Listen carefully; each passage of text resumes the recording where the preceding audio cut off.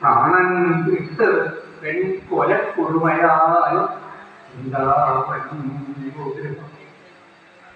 ചൂണീരമ്പകളാം പ്രജാങ്കരണ്ടു ഉദ്യോഗം എന്താണ് കംസോദമോ കണ്ണിന്റെ സത്യത്തെ അതിൽക്കൊല്ലിനെ വലിയണമെന്നാണ് എൻ്റെ ഓർമ്മ. ഇപ്പോൾ അതൊക്കെ മറന്നു കുറേ കാര്യങ്ങളാകുന്നത്.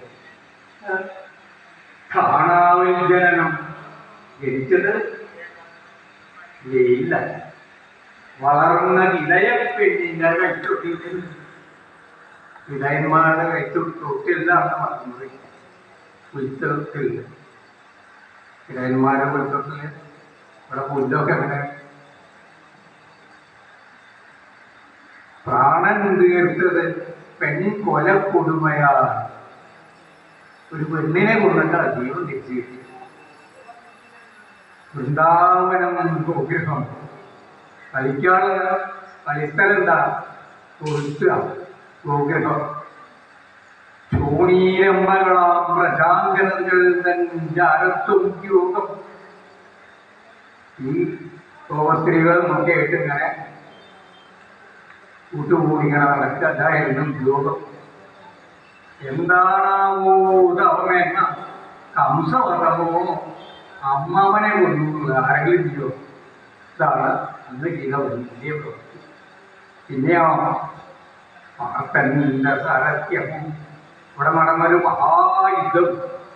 മഹാഭാരത യുദ്ധത്തിൽ പങ്കെടുത്തു. ഇങ്ങനെ ഒരു പേരായി ആയുധം എടുക്കില്ല ശപഥം ചെയ്തുകൊണ്ട് എന്നാൽ ഈശ്വരെ കൊണ്ട് ആയുധം എടുപ്പിച്ചിട്ട് യുദ്ധം ചെയ്യും. യുദ്ധം ചെയ്തെങ്ങനെ പേരായി വരും. ഇതാണോ ഇത് ശ്രേഷ്ഠത എന്ന് പരിഹസിക്കുന്ന തരത്തിൽ സ്തുതിക്കുന്ന ശ്ലോകം. നിന്ദാസ്തുതി കേട്ടിട്ടുണ്ടാവും. നിന്ദാസ്തുതി നിന്ദിച്ചുകൊണ്ട് സ്തുതിക്കും. അങ്ങനൊരു ശ്ലോകം പെട്ടെന്ന് ഓർമ്മ വന്നു. അപ്പൊ ജനിച്ചത് എവിടെയാണ്? ജയിലിൽ.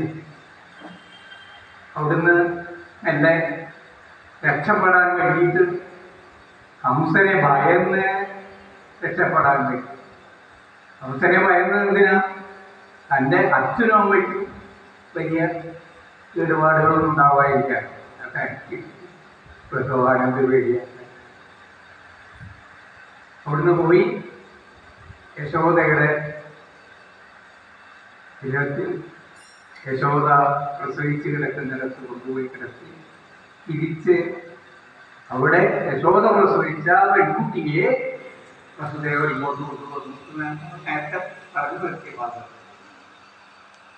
ഇവിടെ വന്നു.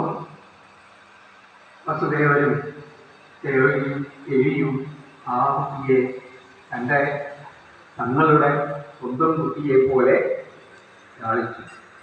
അതിനിടയിൽ ആ കുട്ടി കരഞ്ഞു. പുറത്തെ കരഞ്ഞപ്പോൾ ഭടന്മാരോടി ഒന്നു നോക്കി പ്രസവിച്ചൊന്ന് ഒരു കുട്ടിയാണ്. കുട്ടി ആ കുട്ടിയാണെന്ന് അവർ നോക്കിയില്ല. ഓടിച്ചെന്ന് ഹംസനെ വിവരം അറിയിച്ചു. അങ്ങനെ വേറൊരു 8-ാമത്തെ ജനിച്ചിരിക്കുന്നു. ഇത് കേട്ട ഉടനെ തന്നെ കൊല്ലാനുള്ള ആളാണ് ജനിച്ചത് എന്ന